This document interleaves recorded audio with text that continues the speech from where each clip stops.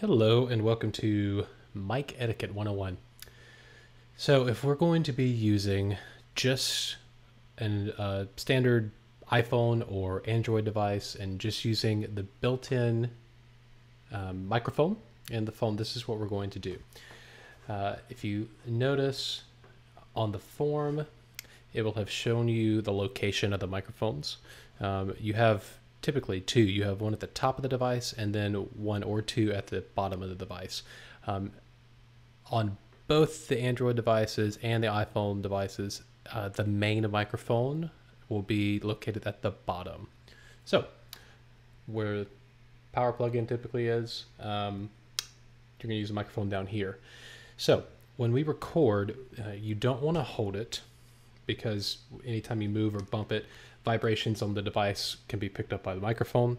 So you want to put it on a solid flat surface somewhere. So I'll just put it on my desk. And for this particular exercise, I have my music on my iPad. You could print off a copy of the music.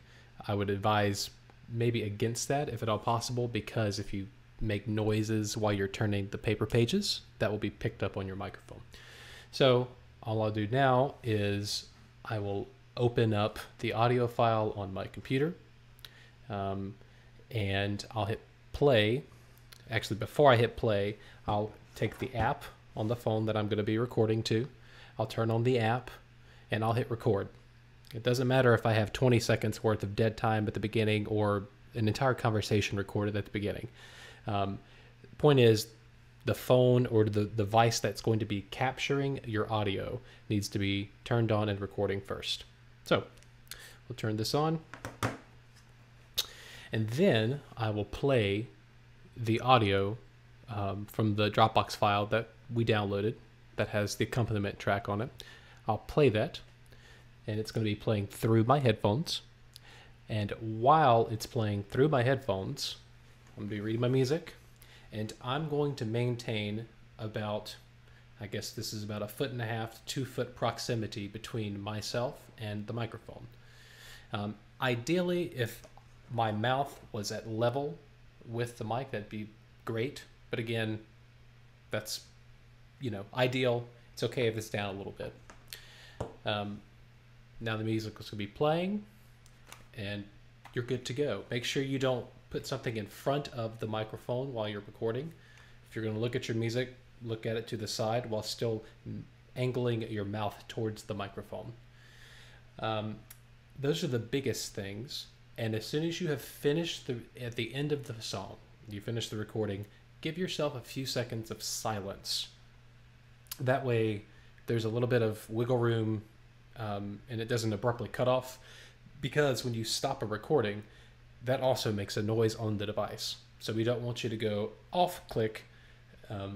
It's really hard to cut that out. So just give yourself a few seconds of silence. Those are the best practices if you are going to use an external microphone. I have one right here. I'm using this to record the video right now. If you have something called gain or gate, you can set those. Gain, think of gain as the water pressure in the main line, and think of the volume as turning the nozzle on the faucet. So the pressure is constant, and then you can change the volume there. So gain is our pressure. We only want the gain to give us a clear signal. So if you're setting your gain, or it's called stage gaining or gain setting, basically you want to turn your gain up to where you get a healthy signal without clipping or going into the red. Once you've done that, then you can set the input volume separately. But if you're going to be using external microphone, if you have a windshield like I do, that will protect you from spit or high frequencies. It helps to break up fricatives or plosives or anything that's going to disrupt the microphone diaphragm. So if you have that, you can get a little closer. This particular microphone is a large diaphragm condenser microphone. I can get really close to this because I have an appropriate mic gain setting and gate setting and all that. But for the most part, for microphones, you're going to want to maintain about a foot distance. Otherwise, you'll risk overblowing the microphone. There's little microphones that look like this. If you can see this. If you're using something like this that has a left and a right, so there's a couple of different patterns of sound that you can record.